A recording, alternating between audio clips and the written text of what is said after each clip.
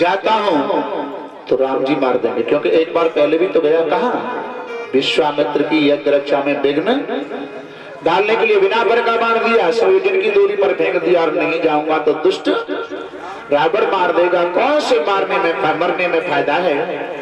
राम जी के हाथों से मरने में फायदा है। अब लोग क्या कहते हैं कि मारीच सोने का हिरण बन करके, तो सोना तो निर्जीव होता है, सोने में जीव नहीं होता, तो फिर पंचवटी पर कैसे आ गया?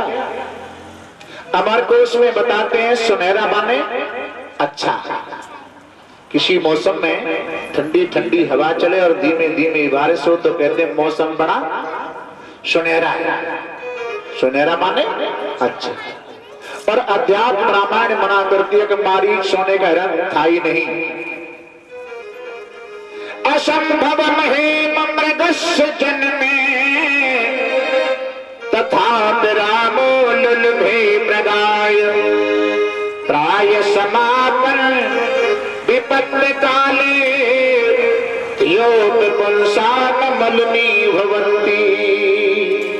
असंभव है हे माने सोना के सोने का हिरण हो, तथा राम हो, फिर भी राम लालायित होकर के उस हिरण के पीछे दौड़ पड़े। क्यों दौड़ पड़े? बोले प्राय माने अक्सर करके समय आने पर बड़े बड़े धीर पुरुषों की बुद्धि भ्रमित हो जाती है,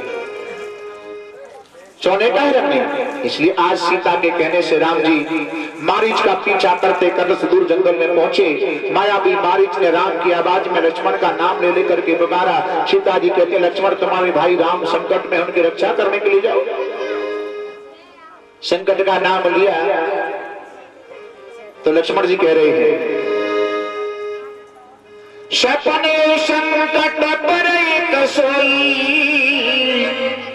भ्रकुटी विलास सृष्टि ले होई। जिनकी भ्रकुटी मात्र टेढ़ी होने से महाप्रलय हो सकती है, तो क्या ऐसे राम के ऊपर संकट आ सकता है? लेकिन लक्ष्मण जी भी सीता जी को अकेले छोड़कर पंचवटी पर राम के पीछे पीछे चले, और वहां संत वेश में रावण पंचवटी पर आया। लेकिन रावण चारों वेदों का जानने वाला विद्वान आचार्य इस बात को जानता है कि अगर मैंने संत वेश में सीता का हरण किया तो आगे चल करके संतों के चरित्र पर कलंक लगेगा। कि संतों ने ऐसे भी कार्य पहले किए, संत वेश में नहीं, भिखारी के रूप में नहीं, तो रावण अपने असली रूप में आया। असली रूप क्या है? स्वरूपम दर्शयामास महापर्वत सन्निभम दशाशं विंशतिभुजं काल में समुद्रतम। स्वरूपम दर्शयामास महापर्वत सन्निभम, विशाल काय पर्वत के समान 10 शीर्ष 20 भुजा। वो पहले जैसा अपना रूप बनाया, तो वनवास में सीता के इधर उधर रहने वाली जो अनुचरी है वो भी रावण के दृश्य को, उसको देख, रूप को देख करके घबरा जाती हैं। लेकिन यहाँ भी एक शंका और है, रावण ने सीता जी को पकड़ करके अपने रथ में नहीं बिठाया। क्यों? रावण को ब्रह्मा जी का शाप आज भी याद है कि रावण ने पुंज के अप्सरा से दुर्व्यवहार किया, और ब्रह्मा जी के पास में शिकायत गई तो ब्रह्मा जी ने यह शाप दिया कि आज के पर्यंत तुम किसी पर स्त्री से स्पर्श करोगे तो आपका शरीर जल करके भस्म हो जाएगा। ब्रह्मा जी का शाप आज भी रावण को याद है, तो स्पर्श नहीं कर सकता। तो क्या सीता जी अपनी इच्छा से उसके रथ में बैठ गई? अपनी इच्छा से रथ में बैठ के जाती तो राम जान जाते कि सीता तो अपनी इच्छा से रावण के साथ गई है, फिर राम सीता को लेने के लिए लंका जाने वाले नहीं थे। यहाँ पर एक श्लोक दूसरा और दिया, ना इच्छा से बैठी, ना पकड़ करके स्पर्श किया। तद्रष्टा वनदेवस्य भूतानि च वितत्रसु ततो विदार्य धरणी न कैरुद्रत्यबाहुवे। रावण ने अपने हाथ के नाखून से लक्ष्मण जो रेखा खींच करके गए, ततो विदार धरणी, विदार माने फट जाना, धरणी माने पृथ्वी, नख माने नाखून, उतनी जमीन को सीता के सहित अपने हाथ के नाखूनों से उखाड़ लिया और पृथ्वी के सहित सीता जी से स्पर्श नहीं किया, न अपनी इच्छा से बैठी। अब रावण पंचवटी से सीता का हरण करके लंका को लेकर के जा रहा है। तो आज सीता जी विलाप करती जा रही है। रास्ते में जटायु से रावण का युद्ध हुआ, लेकिन श्रोता। मैंने एक दिन पहले आपको बताया, श्रोताओं में हनुमान जी आते हैं, राम चरित्र सुनवे को रसिया। श्रोताओं में अर्जुन आते हैं, श्रोता में जटायु जी आते हैं। रावण से युद्ध भी कर रहे हैं और जड़ चंद्रिकाओं का ध्यान सीता जी कर रही थी। चंद्रिका कौन सी? राम जी के दोनों पैरों में 24-24 रेखाएं हैं। उन रेखाओं का ध्यान जब राम जी सीता के पास से खड़े होकर के हिरण के पीछे दौड़ लगा रहे, तो सीता जी क्या देख रही है? उस समय दौड़ते हुए राम जी के चरण तलवों को देख रही है, जो 24-24 रेखाएं हैं। यही विद कपट कुरंग संग धाये चले श्री राम, सो छवि सीता और निरख रटक रहते हरिनाम। और वही 48 रेखा सीता जी के दोनों पैरों में है। बाएं पैर वाली दाएं पैर में, दाएं पैर वाली बाएं पैर में। तो उधर रावण का जटायु का युद्ध चल रहा है और सीता जी राम जी की चल रेखाओं का ध्यान कर रही हैं। युद्ध करते करते जटायु ने सीता जी से राम की चरण रेखाओं का स्मरण किया, ध्यान सीख लिया। रावण ने तलवार से जटायु के पंख विदीर्ण कर दिए।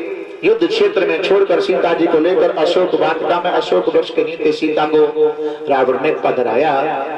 राम जब पंचवटी पर आए हैं, राम लक्ष्मण सीता की खोज करते करते वहां आए जहां गिरिराज जटायु जी महाराज पड़े हुए हैं।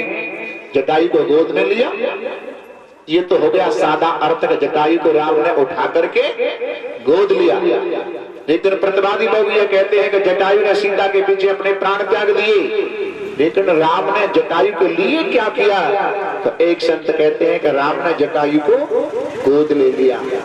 गोद लेने का अर्थ बच्चे को उठा के गोद लेने का नाम गोद लेना नहीं। तो तुम अपने भाई के या बहन के बच्चे को गोद ले लेते हो तो तुम्हारी संपत्ति का मालिक कौन होता है? गोद लिया हुआ बालक। तो राम जी ने जटायु को गोद ले लिया और राम की संपत्ति क्या है? परमधाम वैकुंठ। उस वैकुंठ के अधिकारी हो गए गिरिराज जटायु जी महाराज। राम जी तो जटायु को गोद में लेकर के वृतांत पूछ रहे हैं, लेकिन उनको एक आश्चर्य और हुआ। मेरी चरण रेखाओं का ध्यान जटायु को किसने सिखाया? अर्थात इसके गुरु, इन चरण रेखाओं के गुरु कौन माने गई? सीता फासला है। और राम जी रो रो करके पूछते तो दुख के आंसू खारी होते हैं, गरम होते हैं। गरम गरम खारी आंसू घावों पर गिरते तो जटायु को ज्यादा पीड़ा होती। राम जी ने रो रो करके नहीं पूछा, यहाँ आंसुओं को पी गए, आंसुओं को रोक लिया। भगवान अपने भक्त का हित सोचते हैं, यहाँ भी हित सोच रहे हैं। राम के आंसू कब निकले? बोले द्वापर युग में द्वारका में कृष्ण से सुदामा मिलने के लिए गए तो सुदामा के चरणों पर वर्मा आ चुकी है, सोजन आ चुकी है। और जब भगवान ने अपने आंसुओं को, यानी इतने रोए कि आंसुओं से सुदामा के चरणों को धो डाला। नमक डालकर गर्म पानी में सूजन आए हुए पैरों के ऊपर ढाला जाता है तो राहत मिलती है। यहाँ भी हित सोचा और उधर भी हित सोचा। आंसू उस समय निकाले गए तो भगवान हर समय अपने भक्त का हित सोचते हैं। आज जटायु का दाह संस्कार किया गया है। आगे शबरी के आश्रम पर आते हैं। शबरी को 9 प्रकार की भक्ति का पाठ पढ़ाया और 9 प्रकार की भक्ति है, उसमें कौमा है। प्रथम भगत संतन कर श्रृंगार, दूसरी रतिमम कथा प्रसंगा।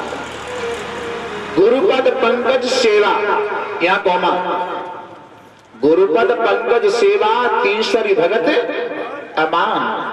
मान सम्मान रहित सब ही मान प्रद आप अमान्य, सबको मान सम्मान देने की इच्छा करे।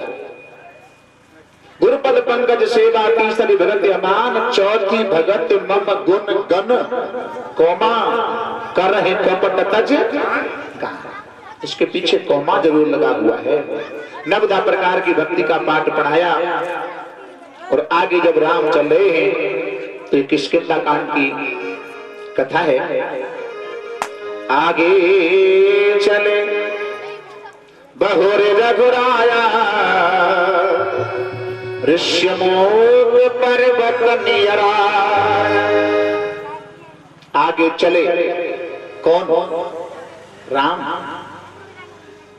लेकिन हनुमान जी सुग्रीव से मिलाने के लिए राम को लेकर के जा रहे हैं, तो आगे कौन चले? राम। आगे हनुमान जी चल रहे हैं, उनके पीछे पीछे। लेकिन हनुमान के हृदय में जो राम और सीता है वो आगे आगे चल रहे हैं। अपने भक्तों से मिलने के लिए प्रभु राम आगे पैर बढ़ाते हैं, आगे चलते हैं। एक हमारे साहित्य में उनका नाम आया है, श्रद्धेय विनीत जी महाराज। विनीत जी महाराज भक्तों से मिलने के लिए प्रभु अपने कदम बढ़ाते हैं। जे तो चले विनीत तू, जे तो चले विनीत तू, जगतज मेरी ओर, और ते तो चरण बढ़ाव तो करो कृपा की को। कोई भक्त मेरे लिए जितना अपना पैर बढ़ाता है उतना ही पैर में उसके लिए बढ़ाता हूं। तो भक्त ने आपत्ति खड़ी कर दी, महाराज इसमें तो हमें घाटा है। क्या घाटा है? बोले हम तो ऐसे भक्त हैं कि कभी कभी आपकी तरफ पैर बढ़ाते हैं तो फिर तुम भी हमारी तरफ पैर ऐसी इसी प्रकार पैर बढ़ाओगे तो हमें घाटा चला जाएगा। तो भगवान कहते हैं कि मेरे पैर बढ़ाने में और तुम्हारे पैर बढ़ाने में अंतर है? मेरे पैर बढ़ाने में और तुम्हारे पैर बढ़ाने में अंतर है। बोले क्या अंतर है? भगवान कह रहे हैं, वहां तो ये कह रहे हैं, वहां तो ये कह रहे हैं कि तू जो आप एक पग में आओ पग 60 या 60 पग बता रहे हैं, लेकिन इसमें अंतर बता रहे हैं। जे तो चरण बढ़ाव तो मम हित चित्त पर छूछ। भगवान कह रहे हैं एक चरण तेरो पड़े, जब तू एक चरण रखता है ना, एक चरण तेरो पड़े मम हित चित्त पर छूछ, और मेरो चरण बढ़ाए वो तो राजा बलि से पूछ। मैं जो पैर बढ़ाता हूं ना, एक ही पैर में सब कुछ नाप लिया, तो मैं तो इस प्रकार पैर बढ़ाता हूं। जय हो। आगे चले बहुर रघुराया, चले।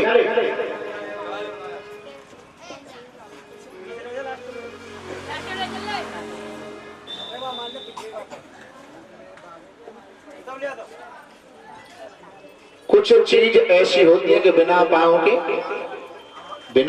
के चलती है, बिना चरण के चलती है। क्या तुम अगर कहीं जाओ और बोले मैं अभी आ रहा हूं, तुम थोड़े बाहर खड़े रहना, और बाहर खड़े खड़े अब काफी देर हुई तो फिर पूछा कि भाई अंदर क्या हो रहा है, तो थोड़ी देर बढ़ जाओ, चाय चल रही है। चाय चलते नहीं चलती ना। चलने वाले की गति चलाने वाले के हाथ में, चलाने वाले के हाथ में होती है। जिम अमोघ रघुपति कर बाना, बान के चरण नहीं है, चलाने वाले के हाथ में उसकी गति है। बाण अपने लक्ष्य पर लगता है तो बाण को खुशी नहीं, और बाण अपने लक्ष्य पर नहीं लगता तो बाण को दुख नहीं, लेकिन उसके चलाने वाले को उसकी खुशी और दुख उसका होता है। चरण साधन है और चरणा गति है। आगे चले बहुरे रघुराया, ऋष्यमुख पर्वत नियर आया। नियर माने शब्द हिंदी का नहीं है, नियर माने पास में। ऋष्यमुख पर्वत पास में आया, तो क्या पर्वत चल करके पास में आया? ऋष्यमुख पर्वत नियर आया। बोले नहीं, राम लक्ष्मण हनुमान जी उनके पास में आए। जैसे आप बस में बैठ करके आओ तो बस में कहे कि भाई नोनेरा आ जाए तो मुझे बता देना, नोनेरा आ जाए तो बता देना। अब बस वाले का उतरो उतरो, नोनेरा आ गया। नोनेरा तो वहीं को वहीं है। नोनेरा में तुम आए हो, नोनेरा नहीं आया है, नोनेरा तो वही है। यानी भाव यह है कि आगे चले बहुर रघुराया। हनुमान ब्रह्मचारी, सुग्रीव जीव, राम ब्रह्म की मित्रता कराते हैं। हनुमान ब्रह्मचारी आगे आगे जब चल रहे हैं, लेकिन आज सुग्रीव कहा रहते हैं ऋष्यमुख पर्वत पर। ऋष्यमुख पर्वत के अर्थ करते हैं लोग ऋष्यमुख। मुख माने मौन संत, जहाँ मौनी संत रहते हैं उस क्षेत्र का नाम है ऋष्यमुख पर्वत। और संत कहाँ रहने का मतलब जहाँ सत्संग होता है वो है ऋष्यमुख पर्वत। वाली काम का प्रतीक है, सुग्रीव जीव है। सुग्रीव जीव ऋष्यमुख पर्वत पर रहता है, सत्संग के प्रांगण में रहता है। और जहाँ सत्संग होता है वहाँ काम रूपी वाली भटकने वाला नहीं है, भटकने वाला नहीं है। अग्नि को साक्षी करके हनुमान जी ने सुग्रीव की राम की मित्रता कराई है। लेकिन आज सुग्रीव भी ये जानना चाहते हैं कि इनके अंदर वाली को मारने की शक्ति है। तो इसके कई प्रमाण। एक तो तार के गोलाकार 7 वृक्ष हैं, उनको एक ही बाण में कोई काट देगा वो ही वाली को मार सकता है। और मानस रहस्य में एक सूत्र है कि द्वंद्वी नामक राक्षस की हड्डियों का ढेर ऋष्यमुख पर्वत के पास में है। सुग्रीव जानते अनायास प्रभु इसको यहाँ से हटा सकते हैं तो वाली को मार सकते हैं। तो सूत्र कहता है पादा अंगुष्ठेन चिक्षेपः संपूर्णम 10 योजनम। राम जी ने दाहिने पैर के अंगूठे से उस हड्डियों के ढेर को 40 कोस की दूरी पर फेंक दिया। सुग्रीव को विश्वास हो गया अब ये वाली को मार सकते हैं। राम जी ने सुग्रीव से कहा जाओ वाली को ललकार दो। सुग्रीव ने जाकर के वाली को ललकारा। सुग्रीव की पत्नी तारा वाली को समझाती है। वाली की पत्नी तारा, महाराज आज सुग्रीव के पास में अजय शक्ति है, उसे कोई जीत नहीं सकता। लेकिन ऐसे लोग जो अहंकारी होते हैं अपनी पत्नी की बात को नहीं मानते और लड़ने के लिए युद्ध के मैदान में जब आई सुग्रीव बलवान है। पहली ही बार सुग्रीव के ऊपर वाली ने गदा का प्रहार किया है। और गदा का प्रहार जब किया तो पहली बार सुग्रीव मुंह की तरफ खून बमन करते हैं। घबरा करके राम की शरण में आई, महाराज वाली बड़ा बलवान है, उसके डर के मारे तो मैं यहाँ ऋषिमुख पर्वत पर ही रहता हूँ। अब की बार सुग्रीव के गले में एक पुष्प माला डाली। क्यों डाली? बोले भक्त कहते हैं इसलिए डाली कि राम दोनों की पहचान नहीं कर पा रहे कि वाली कौन और सुग्रीव कौन है। अरे दुनिया तो राम के खिलौना है, अपने हाथ से खिलौना बनाने वाला अपने खिलौना की पहचान जरूर कर सकता है। पहचान के लिए माला नहीं डाली है तो माला किसके लिए डाली है? बोले इसके लिए डाली है कि राम वाली को जीते जीते जी चैलेंज कर दिया कि वाली अब तुझे कोई बचाने वाला नहीं है। मैंने जीते जी सुग्रीव के गले में विजय माला डाल दी है। पुण्य नाना बेधे भई लड़ाई,